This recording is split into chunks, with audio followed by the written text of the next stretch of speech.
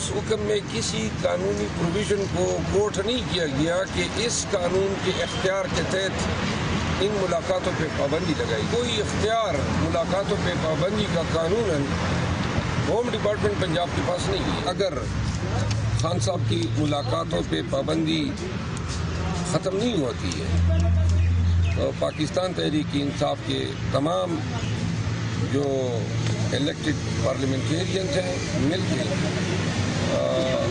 جو بھی احتجاج کا طریقہ کار وضع ہوگا اس کے مطابق عمل درآمد کریں گے.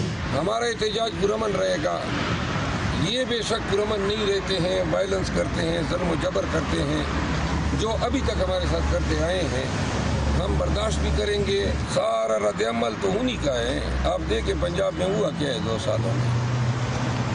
اتنا تو سمر دل جوشن اور ابن زیاد نے کربلا میں جو حشر کیا تھا اسی کو انہوں نے پورے پنجاب میں لاگو کیا ہوا ہے.